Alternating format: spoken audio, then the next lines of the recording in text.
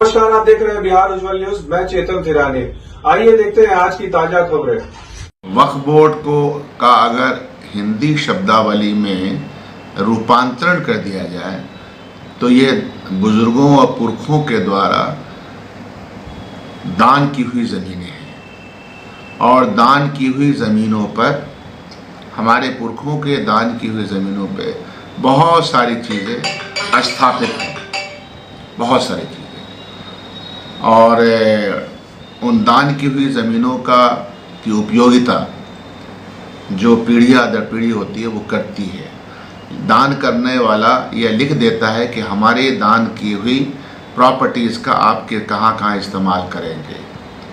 Bharatiya Janata party दान के इस स्थिति को कितना समझती है मुझे नहीं मालूम। इस देश में जब फ्रीडम स्ट्रगल लड़ा जा रहा था, बहुत सारी जगहें लोगों ने दान की, स्कूल को, कॉलेज को, विश्वविद्यालयों को, सब दान की हुई ज़मीनें हैं। तो दान की हुई ज़मीनें हमारे पुरखों ने दी और समाज को ये कहा कि यह जो दान की हुई प्रॉपर्टी आपको हम दे रहे हैं तो इसका देख रेख आप ठीक से कीजिएगा।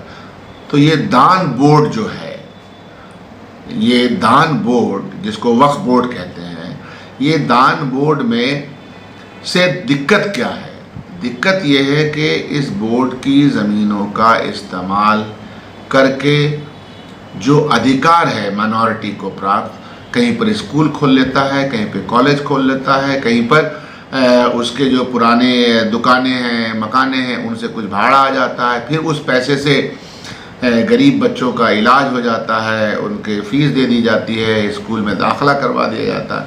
तो ये काम है। इसी तरह से जितने भी दान के आप देखिएगा कि हमारे यहाँ जहाँ का मैं विधायक हूँ, वो 1920 में एक दान किया हुआ गौशाला है, 120 एकड़ का, और उसका एक मैनेजमेंट कमेटी है। हम सब लोग उसमें पैसा देते हैं। मैं पहला विधायक हूँ जो जा कर के गौ माता के लिए वहाँ बड़ा सा काम किया, बिल्डिंग बनाई।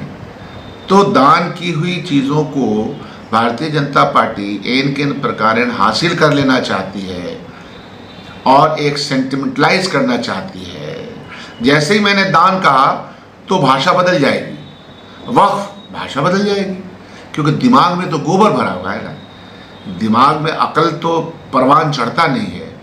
तो वक्फ बोर्ड और वक्फ बोर्ड को चलाने वाले लोगों की ज़मीनों को किसी तरह से हड़प लिया जाए और आपको एक तरह से बेइज्जत किया जाए, दिन भर बेइज्जत किया जाए। इनका मंत्री जब चाहता है हिंदुस्तानियों को किसी दूसरे कंट्री का बता देता है। हमें आपको हर रोज़ मैं कहूँगा, अरे तुम विदेशी कहाँ से आए, कैसा तकलीफ होगा? तो तकलीफ़ देने वाली भावना को इन लोगों को देने मज़ा आता है। अरे रोज़गार दे दो, रोटी रोज़ी का इंतज़ाम कर दो। बच्चों के नीट एग्ज़ामिनेशन में तुमने एक तरह से बर्बाद कर दिया पूरा भविष्य को। किसान की हत्या रोज़ाना हो रही है, 750 किसान मर गए तुम्हारे, और तुमको यही बिल सब लाना है। बिल लाओ किसानों के लिए बेहतर से बेहतर करने का, कि डबल करेंगे इनको, हम MSP देंगे। बिल लाने की हिम्मत है? हम जो सो राइट टू एजुकेशन के हिसाब से प्राइमरी से लेकर ग्रेजुएशन तक फ्री एजुकेशन कराएंगे, यह बिल लेके लाओ। हमारा GDP का 6% शिक्षा पे आ जाए, यह बिल लेकर के लाओ। ये किसने रोका है? तो लेकिन आपको इसको मज़ा आता है, चिढ़ाया जाए, चिढ़ाइए, कोई दिक्कत नहीं है। यह तो तारीख लिखेगा, इतिहास लिखा जाएगा हर समय का। इतिहास इंसाफ पसंदों का भी होगा और उनका भी होगा जिन्होंने समाज के साथ इंसाफ नहीं किया। बहुत ही साफ है। वक्फ बोर्ड के जो इंतज़ाम करने वाले हैं, जो मुंतज़मीन है, जो वक्फ बोर्ड है, इसका ट्रिब्यूनल है, ये पूरा एक कॉन्स्टिट्यूशन से गाइड होता है। पार्लियामेंट में इसको लेकर के कानून बना हुआ है। अब आप उसको तहस नहस करना चाहते हैं तो आपकी मर्जी है, जो करना कीजिए। उनसे सवाल है कि जो लोग अभी भी दम भरते हैं कि नहीं, भारत के संविधान में देश में अल्पसंख्यकों के लिए, देश में अल्पसंख्यकों की रक्षा के लिए, उनकी संपत्ति की रक्षा के लिए, उनके शिक्षा की रक्षा के लिए, उनकी तहजीब और विरासत सब की रक्षा के लिए कानून है। उस कानून की रक्षा संविधान देता है, कोर्ट अदालत देता है, उसकी धज्जियां उड़ते हुए वो देख रहे हैं, मौन है सब लोग जो उसको सपोर्ट करने वाले लोग हैं। जनता दल यू मौन है, रामविलास पासवान की पार्टी मौन है।